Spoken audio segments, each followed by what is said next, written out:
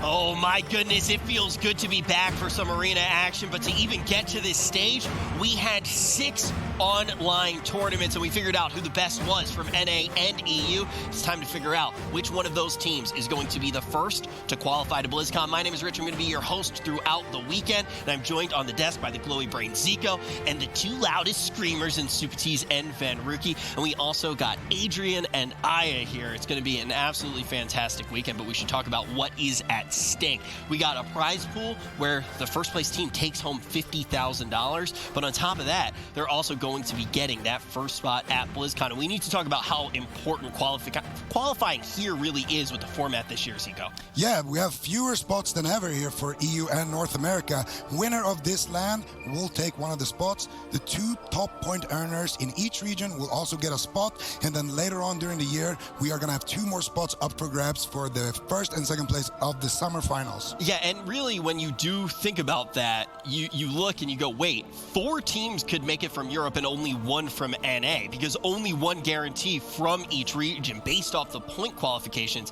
It's kind of making the lands just probably the highest pressure lands that we really ever had. So when we do look at the standings right now leading into this tournament, it's going to contribute into how the bracket is actually seeded with Supatiz. It is also going to tell a big story for the entire year. Yeah, North America here. Just want to take a look at the top there. Top point earners Cloud9, formerly the Super Frogs, big sponsor pickup for them. And every time we come to these LAN events between EU and NA, EU totally disrespects the NA region. They don't even regard them as competition. But this time around, every single team was commending Cloud9 and their performance as individual players. We got the return of Snuts. Yeah, we definitely do. And we have the return of Supatiz as well. We're not even here for 5 minutes, already throwing shots at an entire region. It's just like, NA, lol. But the thing is when we did talk to all the EU squads, a lot of them were saying in their top teams to potentially take down the entire tournament, Cloud9, they're in the mix here. But I want to go back in time. Think about the first LAN of last year. I don't think anyone predicted that Reformed, a team that made it in a tiebreaker to even get to that LAN, would have taken down the entire thing and gotten that upset, gotten that win, and get their ticket to BlizzCon. When we look at the bracket here today, is there potential for any of those upsets? Yeah, like you said, last year with Reformed, there was a major upset, and you can see the bracket right here in front of you. Immediately, Never Lucky comes to mind for me. This is a team, some teams are writing off, but they are more practiced, more prepared than ever, and we've definitely seen them pull out some crazy compositions in the online cups, and I think here today they could be one of the dark horse teams in the tournament. Now, we talked about all of the teams that are going to be here today, but we should talk about a new thing that's going to be here today that we've never seen in tournaments before, and that's going to be add-ons. Add-ons are allowed at this tournament. Vanruki, you competed a whole bunch in the past. You've won on the biggest stages, never with add-ons. What does this actually mean for the tournament? All right, so certain compositions are going to benefit a little bit more. Those compositions that really rely on crowd control, so like the Rogue Mage Priest, the Rogue Mage Druid, they're going to be able to track their diminishing returns a lot easier, and they're going to be able to nail that perfect crowd control we normally see in an online tournament. Now, like you said, for the first year ever, it is going to be enabled on LAN, and I think that's just going to allow for these players to have that crisp gameplay we normally know them for. Yeah, you guys can make fun of them in the chat if they hit something on DR. No excuses. I do think the other thing is, too, is like, different things. You talk about how it's going to affect mages. Like, I don't think they would miss, like an ice block or anything like that. They're definitely going to know if that's available. You just got here, Rich. Whatever, at least I had that excuse. It's really actually fun to get to see everybody in chat find out for the first time that the add-ons are going to be here. A lot of people finding out for the first time. But the other thing that we do want to let you know is what the gear is going to look like. I know that there's a lot of talk about how powerful a lot of the COS gear, the Crucible of Storms gear, really is on live. We're not going to be having this PvE gear in this environment. Not allowed to use that here. And also we do need to talk about the trinkets.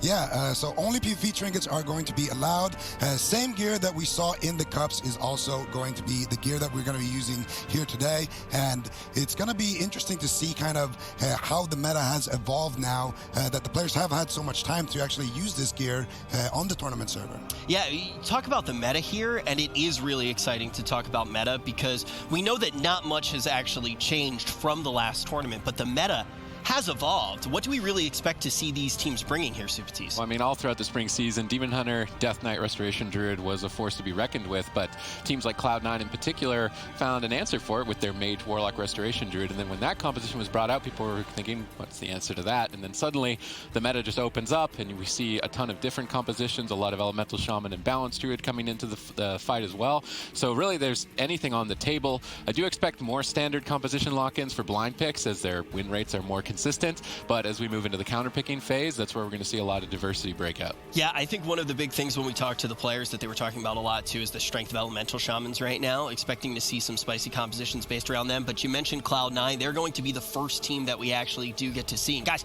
we're also going to be seeing their faces. We're at land. We're on land right now. That's why we call it land. And you can see Cloud9 going up against AWC. One of the first things we mentioned with Cloud9 is how they are viewed in the NA region as potentially the top team, potentially a team that can win this. When we got to talk to Snuts, I pretty much asked Snuts how he felt about the team, right? And the first thing that he says is individual player skill-wise, we feel fantastic. We feel like we are one of the best teams, if not the best team, just based off of raw talent, player by player. Then I asked about the compositions. He said, maybe that's not quite as strong as the individual skill. Do you think that that could be their weakness, Zico, the actual compositions that Cloud9 brings? Well, yeah and no. Cloud9 is a team that's kind of specialized into beating these melee cleaves with their Mage, Warlock, Druid. They've been running it very successfully. And like you mentioned, when we were talking to the players at the back, they were kind of saying that they haven't really been focusing on bringing out that many new compositions. Instead, they have been working on kind of refining their strengths, getting better at what they're already good at. So Cloud9 is kind of one of those teams to beat, whereas AWC, they've had a little bit of time to prepare for what Cloud9 is bringing here. I do want to bring up, too, because a lot of people in the chat started to say, look at those win rates. It looks like this is just going to be a stomp, but I don't think that that does justice to ABC. When we actually looked at Europe for the first time, Venruki, this year when we got to our first tournament, we looked at EU, and it was about as crazy as it could get. The only team that stayed together from the previous season was Method Black, who of course is going to be here. ABC, you look at this squad, and they definitely did have some interesting growing pains, but this is former BlizzCon champions and Jamie taking the stage right now, and you can vote if you think Cloud9 is going to win with that hashtag C9 or that hashtag ABC. But this is a team that a lot of the squads are saying ABC looks better here at this tournament than they've looked throughout the entire year. Well, they are in true fighting form, full fighting form with bringing Asgarath back. Like you said, this is the team with Jamie that ended up winning BlizzCon just 2 years ago. So a lot of success on this roster in these LAN tournaments. We'll have to see how they go head-to-head against the Juggernauts Cloud9. Former BlizzCon champions come to the stage in game number 1 to go head-to-head between North America and Europe. Cloud9 lead with their best composition, their pocket composition that got them that top point earner position throughout the spring season in North America, and it is going to be a battle of the wizards. Early on, burst towards Wealthy Man. Good cross crowd control initiated by ABC. Cyclone at low health, denying the Iron Bark of Cubsy, denying a lot of incoming healing as well. Curious to see if they can rotate that crowd control over. Unable to. Cubsy connecting a big heal, but more damage following up by Jamie. And I will say, I believe that ABC have the blind pick advantage here. Wealthy Man is constantly under fire. Yeah, Wealthy Man getting bursted down quite a bit in this initial stages of the match, blinking behind the pillar. Now, the difficult thing for Cloud9 is Wealthy Man on that mage isn't going to be able to get out too much crowd control. Both Alec and Asgarath are going to be able to deny that on those druids as long as they're in the balance form or in any sort of cap form. They will be able to avoid that crowd control, and that is one of the strengths that Cloud9 really has with this composition. Nice little swap onto Cubsy, forcing out Bark Skin, but so far most of the pressure and momentum has been in ABC's favor. Yep, damage back and forth, and as Restoration Druids are on both teams, we'll have to look to see how they manage their mana for the late game, who can sneak away, regenerate, and prepare for that stage of the fight. I will say the advantages that Alec and Jamie bring with this composition is a lot of instant cast damage, both burst and damage over time. They can rot down the Fell Hunter and Water Elemental pet of the Warlock and the Mage. We always like to quote ABC as the mastermind team. They always come up with the perfect counter composition. So if you're Cloud9 moving into the series, you're anticipating ABC to likely play a Demon Hunter Death Knight or a Rogue Mage. ABC anticipated that prediction and locked in the counter to the counter, but we see Asgarath getting swapped to out of nowhere. Cloud9 take game 1 easy as 1, 2, 3. Oh, yeah, just about as easy as that. That was a pretty quick kill to come out, and it's funny who does go down, because when we actually talk about all of the different players and the potential for aggression, that's one of the first players that was mentioned, Zico. We talk about how we see the actual gear go down. Is it a double-edged sword, potentially, to play that Feral Affinity? Well, it definitely can be. I mean, I would agree with locking it in against a team that plays double caster, but Asgareth just got caught there in a bad situation. Really nice of Cloud9 to capitalize on that, and I really gave this blind pick in favor of ABC. I think they knew what they were going to be up against. They picked a nice composition, like Sid already mentioned as well. They have a lot of instant cast burst damage, and as the game goes on, they're going to have that in their favor. They can kind of line of sight these Chaos Bolts. Didn't make it that far, though. Cloud9 coming out swinging here in game number 1. Yeah, so how exactly does it end that quickly, Ben Rookie? Well, you can see Asgareth, he's playing relentless. In Cloud9, they picked a perfect all-in. You're going to see both Chanimal and Wealthy Man commit basically all their offensive arsenals to take him down in a very early swap. Yeah, and right here you can see Asgareth is being very, very aggressive. He gets that bash onto Wealthy Man. Chanimal is going to set that up now. Nice cross crowd control there with a fear onto Alec. Asgareth, he's ducking and weaving, and the important thing here is that he gets dropped a little bit lower, and then of course we see that stun lock combo with the bash into the death call and into the infernal stun as well. So really nice CC chain, really nice lockdown there from Chanimal, and of course Wealthy Man with a well-timed orb as well has the damage to back that up. Now, what does this mean for the rest of the series, Zico? I think that's one of the important things we need to talk about, because when we know that the meta is as developed as it is, we really do put even more emphasis on that first game, on the blind pick, because it can set the tempo for the entirety of the matchup. Absolutely, and I mean, I don't think there is any doubt in ABC's mind that this is what they were going to be playing against. So this is the matchup that they wanted, but it comes down to just Cloud9 playing really, really well. They're going to have to try to stop some of those bursts, maybe have a grounding totem available for an all-in like that, play a little bit more conservative. I think this was down to nerfs. I think we're going to see the same matchup from ABC.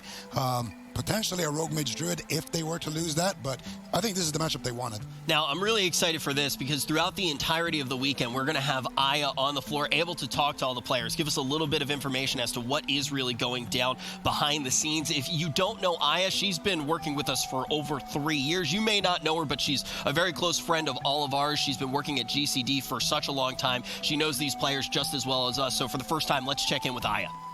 Hey guys, thank you. We did just see that Game 1 victory from Cloud9, and you know, earlier this week they did say that they didn't really think that there was a comp that these guys didn't have an answer for. However, I did just speak to Snuts before this matchup, and he thought that maybe ABC had some kind of comp that they didn't know about, a trick up their sleeve. Over on the side of ABC, you know, they did not get as much practice as they really wanted to, having Nixie been a little bit sick this week, but it is an uphill battle for them, and they did win BlizzCon in 2017, and they are back with Nixie, Asgaroth, and Alex, so we'll see how that plays out with him. Thank you guys, back to the desk. Yeah, I think all of those things are definitely things that we do need to have in our mind, because we heard these from the players as well. I think when you do look at Snuds trying to figure out the field of play, when you're going up against a team like ABC, this is a team, Super, that I think you assume is going to throw curveballs at you. I mean, think of all of the times. It's such an Alec thing as well. Alec is one of those guys who really does. Alec doesn't look to outplay you. He looks to outcomp you and outthink you and outstrategize you. So it is expected that they're always going to be thinking of what has the best percentage win rate against Cloud9, and we do anticipate that Boomkin Elemental will do quite well, but Cloud9 exploited the weaknesses of the composition, which is a lack of disruption. Grounding Totem for the Elemental Shaman is a big way to stop Cloud9's composition. That was on cooldown. They swapped to the healer. Without that Grounding Totem, there was nothing to stop them from taking him out, and they found a kill very early on as a result, so that was good awareness by Cloud9 to see that opening and take it immediately. We do see Ashamane's Fall locked in here in the same matchup, so even though ABC went down very early, they do feel this composition is their best option. They just need to make sure that they deny the swaps to Asgaroth better. Let's actually talk about the compositions as well. We haven't gotten a chance to put the spotlight on them. I know we were really talking behind the scenes quite a bit about what it could look like to have the Moonkin and the Elemental Shaman paired together, if it was something that we were going to see a lot throughout the tournament. Why is this a composition that we're seeing even so early in the day?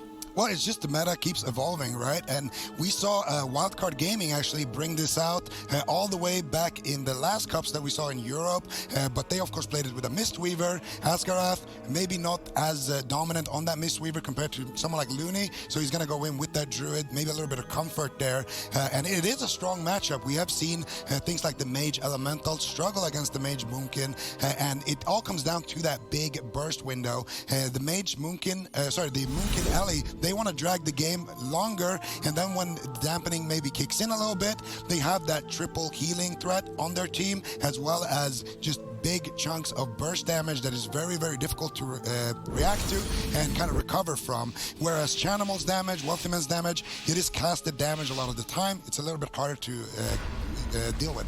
We got BlizzCon champions going head-to-head here in our first series of the day. NA going to be able to strike first blood. Cloud9 looking to get on match point. Very curious to see if ABC can pull it together. Their pressure was looking solid on Wealthyman for the first few minutes of that last game, but things fell apart quite quickly as Cloud9 found an opening and took it onto Asgarath. We do see Asgarath bashed up once again. How are they going to protect him? Infernals have landed. Chanimal gets peeled away by Alec. Alec, though, then gets counterspelled. All in from Cubsy. He's jumping right on top of him. Shadow Fury out on diminishing return. Will it be enough? Double Barskin forced out early on. Alec on the run, cowering behind the pillar. Cloud9 are all offense. Yeah, it was a lot of offensive cooldowns, although Wealthyman was able to hold on to the Icy Veins, and you can see Asgarath, no Trinket, no Barskin, no Iron Bark. Very weak in terms of defensive. Now good counter pressure on Wealthyman as he blinks away. Doesn't want to throw away the game. The Gladiator Safeguard will proc, keeping him alive. Cubsy is able to stabilize. It was a very nice offensive push early on by Cloud9. ABC, what are they going to do? They have to deny the second go. Chanimal overextended. Jamie exploiting that. Huge burst follows up. They pull massive defensive cooldowns from Chanimal, making him a vulnerable target should Cloud9 want to make a push to kill Asgarath. Both Asgarath and Chanimal are the most vulnerable targets in the match and likely to be the targets for each opposing team. Cubsy, he is relentless, jumping right on top of Asgarath, completely unfazed from that swap on Chanimal early on, looking to kill him nice and early. Nether Ward gets thunderstormed away by Jamie, out of line of sight. Asgarath ducks for cover. Ursul's Vortex pulls him back in. Chanimal trying to get as much burst out as possible, but just not finding it. But look at the damage across the board. 2 members still low. Asgarath already falling behind on mana. Yeah, early on in game number 1, Cloud9, they were looking for crowd control and unable to find big pressure outside of that big one-shot swap on Asgarath. But this game, Cloud9, they're playing a lot different. They want pressure on all 3 members, keeping ABC guessing. And I think Cloud9, with this very aggressive strategy, it's hard for ABC to exactly predict what they're going to be doing, but so far they have been able to hold on and stabilize their health. I think as this game moves forward and stabilizes, ABC should have the advantage outside of these big goes that Cloud9 have. You say Cubsy has been able to get good use out of this Feral Affinity. Now trying to chase down Asgarath, but Asgarath baits him into midfield. He's not able to keep up the chase. Chanimal getting lightning lassoed. Ends up breaking up early on there. Well done by him, interrupting that with the spell lock. You want to make sure that you're denying lightning lasso as frequently as possible from Jamie the Elemental Shaman. That's going to be one of the hardest hitting attacks of ABC, and you can disrupt it by crowd controlling it. Alec gets swapped to, stunned up by Cubsy. Cubsy really on point with this Feral Affinity, setting his team up for burst. That's the one weakness of Cloud9's composition, is they do not have a lot of stuns and lockdown, but as a Restoration Druid, taking the risk of Feral Affinity, so you take more damage, but you also do a lot. You also get stunned, so Cubsy can be on point as the healer here. Jamie sees an opportunity to swap to Cubsy, manages to at least pull Barkskin on his own and create an opening now moving forward for Alex Incarnation in about 45 seconds. Jamie still has Stormkeeper. He's going to be lining that up. Jamie wants to get some damage out. He's going after Chanimal. Good combo onto Chanimal. Cubsy in position, though, to immediately heal him back up. Yeah, Cubsy needs to be a little bit careful. He's playing aggressive right now, pushing in, potentially looking for a bash onto Asgarath. Manages to find it out of the Mortal Coil. Can they take him down? What is Asgarath going to do? Trinketing, trying to get out of line of sight, but a big swap over onto Cubsy. No Barskin, could be his Trinket, no. It's out of the Lightning Lasso. Iron Bark should be enough to deny the kill. And now, once again, Cubsy in cat form, looking to get aggressive. Look at the mana right now for ABC. Massive lead for Cloud9, which we were not expecting in this specific matchup. Cloud9, the only team really showing this Mage, Warlock, Restoration Druid at such an insanely top tier level you expect to see from BlizzCon champions like Chanimal. See what he can get done here moving forward. Alec in midfield is going to be the target, but Chanimal's actually getting blasted. 10 seconds away from that unending resolve. Needs to be a bit careful. He's going to be pulling back, retreating back out of line of sight. Asgarath, in the meantime, where is he on the battlefield? He's very far on the outskirts, looking to try and drink and regenerate mana. Wealthyman all over him with these frost bolts. Chanimal with the Fell Hunter positioned as well. Cubsy's jumping into the fight. Another swap onto Asgarath with the Frozen Orb. Double Shadow Fury Perfect cross crowd control by Cloud9. Huge damage. Perfect follow-up. One Chaos Bolt could close it. It's just going to be it. He's barely holding on. He's going to get closed out. And Cloud9 are playing out of their minds. They certainly are. And let's actually talk about, you talk about the squad and everybody respecting this team regardless of region. Let's talk about why. I mean, you can look at this season, obviously, but I think it goes a step beyond that as well. You have two of the scariest human beings on land on a squad. You got Snuts and Chan right now. You don't typically want to be going against those guys. Chan in particular, every time we see him on land, absurd. Every single time, Channel, he just plays these really off-meta compositions, let's be real. No one else plays, things like the Windwalker Warlock, things like the Rogue Warlock, and even the Mage Warlock here today. And every single time, they make it work, and a lot of it's got to be credited to Channel. But honestly, whole Cloud9 looked like they were on fire. Cubsy consistently having good mana, consistently applying pressure, Wealthy Man doing his job, getting the CCs, landing his counterspells, getting the trinket of Asgarath with his Icy Veins, and then of course here at the end setting up that beautiful kill similarly to what we saw in game 1. This was so nice. So here Asgarath of course already used his trinket on Wealthy Man's Icy Veins orb. Right now Wealthy Man is of course waiting for that frozen orb to come back up, and then now they're gonna look to set up another kill here onto Asgarath. Shanimal has all of his cooldowns, and the Shadow Fury that Shanimals do in this swap is so beautiful. Asgarath is trying to get away, gets caught by Cubsy. Here comes the Shadow Fury hitting both members of ABC there, preventing them from helping him out, and there it is, a nice Mortal Coil onto Asgarath as well as Jamie, so that Jamie can get those healing surges out, and then eventually that unending resolve to secure that Chaos Bolt that eventually secures the game as well. It's so beautifully set up. These guys, they played this game pretty much perfectly.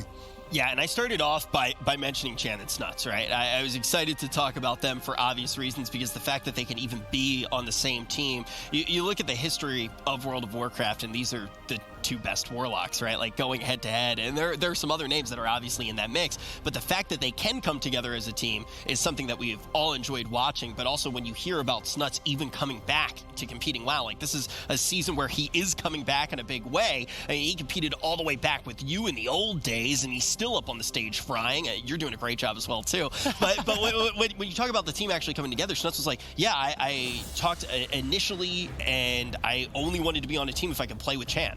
Basically, yeah, Snuts said that he wasn't even planning on coming back to playing professional World of Warcraft, but when Cubsy reached out to him, told him his plans for the roster, I mean, Snuts really had no choice, and it's been working out beautifully for them. Snuts traditionally on that Warlock role, but paired up with Chanimal, knowing he might have to sort of diversify his abilities a little bit, and him known as an excellent multi-classer has really done a fantastic job for Cloud9, bringing it in on the Rogue when they needed the Elemental Shaman, the Shadow Priest, all these different classes that give Cloud9 a lot more diversity. But when we've seen Cloud9, the team formerly known as Super Frogs, in the past, I mean, 2 years ago, they were primarily playing the Rogue Lock Shaman, like Zico mentioned. Last year was the Windwalker Lock Shaman, always these off-meta compositions. And what's really difficult for the teams in this tournament is they know exactly what Super Frogs is going to be running, but there's no one they can practice against to get the same caliber of team.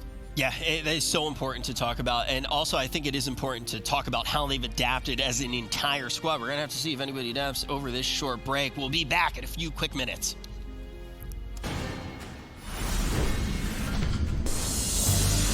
Clouds loom over ABC. It could be the entire series right here on Dollar and Sewers. Cloud9 already on match point. We asked you at the beginning, who did you think was going to take it? And 74% of you said NA all day, baby. Cloud9 looking strong, and they're not disappointing. Not at all. Will they be able to take it here as the gates open? This is what we expect to see from the European region, that classic, the Rogue Mage. Let's see how they perform here. Nixie and Alec and Asgarath reunited, but they're on match point. They need to win 3 in a row, Ben. Yeah, this is one of the compositions that did make them BlizzCon champions just 2 short years ago. We'll have to see if they've continued that synergy. I think it's going to be a good matchup here. Cloud9 forcing ABC to switch up their comp. What is ABC going to do? ABC right now, Nixie's sitting in stealth, going to be moving forward, looking for an opener. Manages to find a sap onto the Fell Hunter, denying a spell lock from Chanimal, allowing Alec to get some free casting out. Cubsy caught into a bash cyclone, and it looks like Chanimal will be the target of choice. Yep, Alec getting out of that cyclone early on. We see the Gladiator's Maledict activated by Asgarath. This is likely to try and bait out an Iron Bark, maybe even find a kill. Triple Cyclone Chain. Alec gets denied on the Polymorph. Perfect denial there on Chanimal's part. Breaking up the initial chain. Fair trade with the Iron Bark for Vendetta. Cloud9 stabilizing. Polymorphs on Nixie. Cloud9 focusing on just control, trying to make sure that ABC cannot find a kill during their highest burst moment with that Vendetta. The next big threat from ABC will be the Icy Veins. Curious to see how ABC utilize that cooldown. They're just going to pop it right away, Ben. Yeah, looks like Cubsy will be moving in, looking to back up Chanimal if he can. Smoke Bomb was dropped down. Chanimal taking a huge amount of burst. Asgarath getting locked out. Will we see Cloud9 go for an all-in attempt once again? Looks unlikely, and normally what we see from these Rogue Mage Druids is they just sit on the Destruction Warlock, trying to stop as many casts as possible. That's one of the benefits for Rogue, but Nixie caught into a stun, caught into a Mortal Coil. Has to be very careful playing Relentless, now into a Fear. Chanimal gets interrupted on the Chaos Bolt. Good backup by Alec. Polymorph! Nixie just taking so much damage. Full Polymorph on Asgarath. Big mistakes early on. Nixie trades Cloak of Shadows, stuns up Chanimal. Chanimal trinkets out. He's ready to get a kill here. He's ready to close this 3-0. Infernals have landed. Ending crowd control on Asgarath. Nixie is likely to go down. He's on the run. Gets Polymorph back in midfield, potentially for a Chaos Bolt to be casted. This could be massive for Chanimal. Nixie gets around the corner and stays alive. ABC need to start pulling things back together. They're on match point. They cannot afford any mistakes. And like I was saying, for ABC, it's all going to be about denial on Chanimal. Nixie on that Assassination Rogue has a really low cooldown interrupt with Kick, as well as a short cooldown stun with Kidney Shot. So if he can rotate those on Chanimal, he can really deny his ability to get Fears and get Chaos Bolts, and the ABC can sort of win an attrition battle against Cloud9. All right, Cubsy's bashed up. Ultiman's in the Polymorph. ABC looking to lead the charge here, but not able to continue the chain. And now Cubsy can reverse with a Bash Cyclone opportunity of his own. Potentially, not actually deciding to go for the Cyclone chain, potentially on diminishing return. Asgarath still looking for one, not finding it just yet. Cubsy ducking around, jumping out of line of sight and repositioning. Has a slight mana lead. Blind attempt here on the Cubsy. Let's see how they decide to play this out. With 3 members in crowd control, nobody can stop the damage of ABC. They've got free reign. Sap out of blind. Cubsy opts to trinket out of the sap. He doesn't want the momentum to continue in favor of ABC. Breaks up the chain and now buys his team a chance to battle back. Definitely, but this allows ABC a small window of opportunity. Cubsy with no trinket. You can see Nixie has Vendetta available. Chanimal might have to respond with his unending resolve if Cubsy cannot get that crucial Iron Bark off. As well, Cubsy did wait to trinket out of that blind, so there is a small opportunity for ABC to get super aggressive on the next blind, knowing Cubsy won't be able to get out. Alec missing that Nova with the Water Elemental. That allowed Cubsy to drink back to full mana. Perfect situation for his team's composition, focused on attrition and dragging this fight out. Unless Asgarath can sneak away and find one of his own, this is not looking too good for ABC. And with that Fell Hunter chasing him, it's going to be quite difficult. Alec blinking back, jumping out of line of sight to avoid Chanimal's pressure, but they left Nixie behind. He's getting feared out of line of sight. Weltyman blinks over. He sees him isolated. Asgarath's trying to get a drink, but Nixie's getting bursted. Peels away Chanimal. Weltyman's trying to find Asgarath. Alec is slowing him up, but the Frozen Orb denies it. They still continue a significant mana lead at this point. Nixie gets Mortal Coil away. Chanimal just soloing Nixie in the back line with huge damage. Cloak of Shadows at 10%. Dangerous times here. Chanimal is just ready to play on the stage today. Yeah, Nixie might have to use his Vanish in this situation, but Asgarath finally finds some heals for him. As you can see, Cubsy pushing in, gets the Rake Stun onto Nixie. He forces out. He actually has already used his Cloak of Shadows, so there's not too much defense left for Nixie. If he has to trade out that Vanish defensively, that's such a good situation for Cloud9. Nixie surely wants to hold on to it to get that empowered Garrote silence if he can get into stealth with Vanish. And that will allow them to get the damage they need really rolling against Cloud9, as they haven't really been able to find too much pressure early on. I think we're going to see a one-hit wonder on Cubsy in the next 15 seconds, and if they don't get that opening, I'm not sure what ABC plan to do. They're not getting any mana back. They're just getting toyed with at this point by Cloud9. Weltyman gets swapped over to into Kidney Shot. Chanimal trying to save him with some fears and now some counter pressure. Cubsy still with a significant mana lead. We haven't even made it into dampening just yet. So curious to see if he's able to get away and find any sort of regeneration. Nixie with no Cloak of Shadows has to be careful and wary. If he spends too long in midfield, he is going to get blasted. Cubsy, in the meantime, is in a good position if he needs to drink, should he want to take that opportunity and just continue the advantage for his team. And that looks to be the case, as dampening has just stepped in. Chanimal looking to try and get some setup here with that Nether Ward, but not finding any real opportunity. We see ABC trying to strike while Cubsy was moving away, but he got to drink the full mana again. Asgarath in cat form. See how much mana he gets. Chanimal getting set up on. How are Cloud9 going to trade in this exchange? So far, just crowd control appears to be enough. Cubsy gets counterspelled.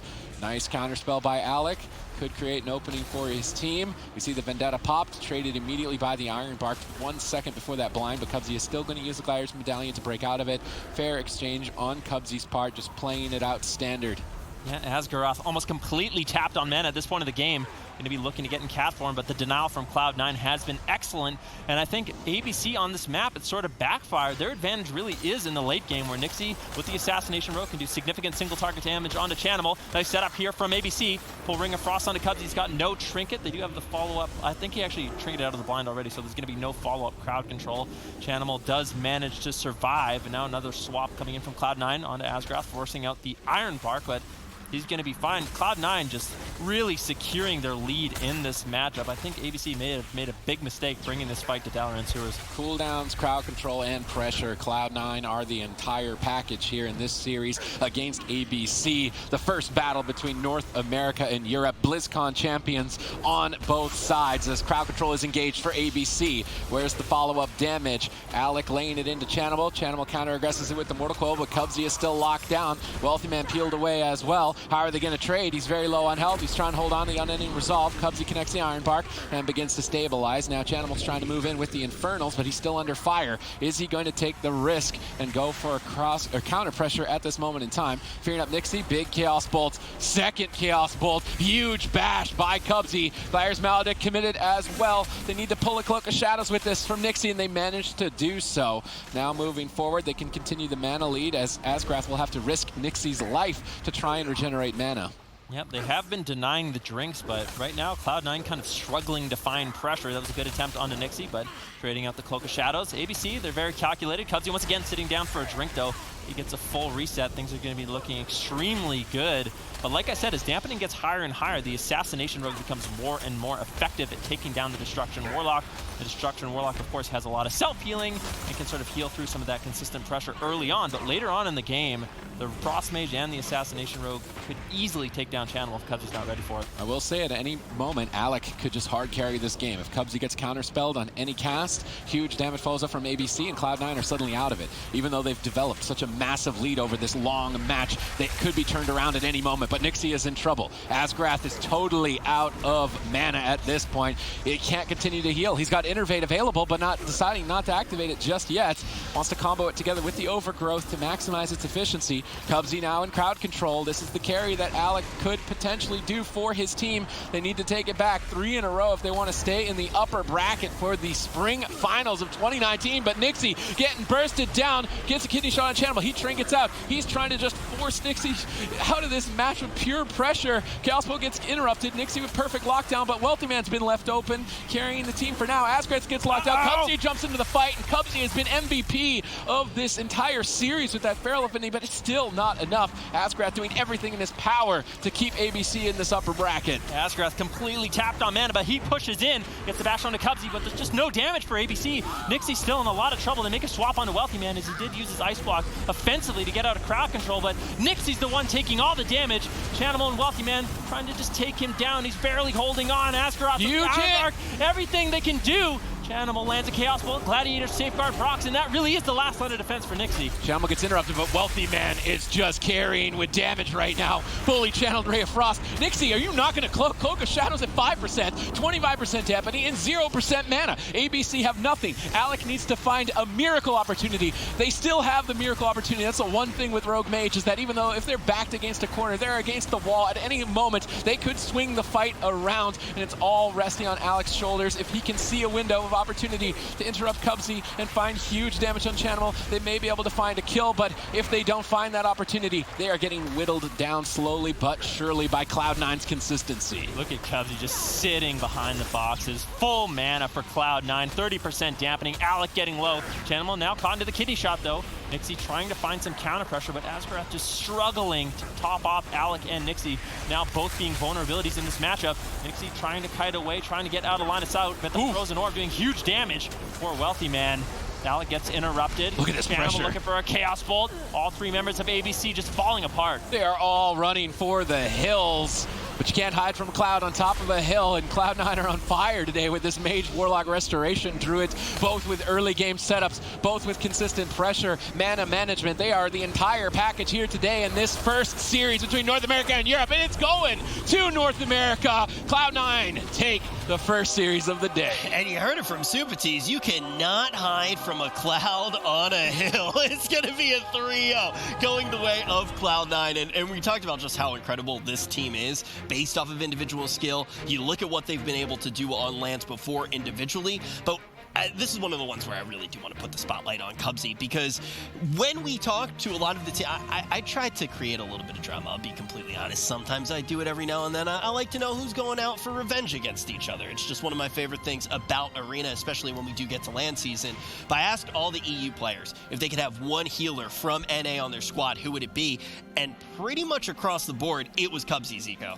Cubsy has just been such a phenomenal player, and what highlights a great healer for me is when you play your main as good as you do with Cubsy on that Druid, but you still have that flexibility to play things like the Mistweaver, play things like the Shaman. We saw him play tons and tons of Shaman in the previous season as well. So Cubsy is just one of those key players, and he doesn't seem to get phased. When you see him up on that stage, it's like he's sitting at home, you know, just playing in his living room, just having a good time. He's on vacation. Yeah, always. It's like he's on the beach, yeah, just hanging out. And he's always played like that. That's always something that we've brought up. And how often does that really happen? You know, how often do we see competitors who, sometimes we talk about guys who thrive on the stage, that you want to actually have positioned as close to the other team as possible to yell at them. How often do you have somebody who just has absolute ice in their veins? Like you said, there are some players, I mean, I would say Chanimal and Snut are like that, where they are really in your face, they're really loud, they're getting hype, but then it's nice to have your healers sort of just be calm, quiet, collected the entire time, and that's something you rarely see in a land situation like this. The pressure is just so high. Think about what's on the line for these teams, but he can just consistently sit back, analyze his gameplay, not let his nerves get the best of him. It really is impressive to watch. There's like a clear split in the team. I mean, you look at half the stage with Wealthy Man and Cubsy, and they're probably the two calmest players in the entire arena. And then you have Snuts and Chan, who can get loud, who can start to get that energy going on the main stage. But Zico, break it down. Why did Cloud9 grab this quick 3-0? Well, they managed to deflect the setups of ABC. We talked about it with the Rogue Mage Druid. You want to get the game to the Warlock. You want to get that bash into that Sheep or that Cyclone, get those crowd control chains rolling, and then when you have that Assassination Rogue pressure on the Warlock, that's where you find the win. But every single time they went for those CC chains, they had a Chanimal, they had a Wealthy Man, always shutting it down before it even became a thing.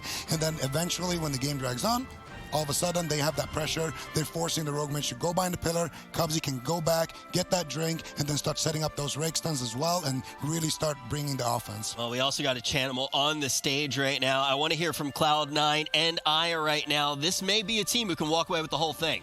Hey guys, I'm here with Chanimal of Cloud9. Just had their first match victory. So you guys just got picked up by Cloud9 this season. How does it feel representing such a large organization? It's a lot of pressure, but we hope that we'll perform well and live up to their reputation as one of the best esports teams. And you are playing with Snuts, a LAN veteran. What does it feel like playing alongside him? It's honestly like I've been wanting to play with him for a long time, and we've used to always play the same classes, but he brings a lot of experience to the table, and it's like he's so professional about it, and he's just a good teammate to have. Really rounds out our roster. And right before this interview, you told me that you didn't even think you were going to win this match. This is really a tough bracket. Does this give you confidence going into the rest of these matches? Honestly, we're really happy that we won this game. We would have preferred the other bracket, but unfortunately that's not the case. ABC has beaten us twice in the past two lands we've been to, so third time was the charm. We're happy about that.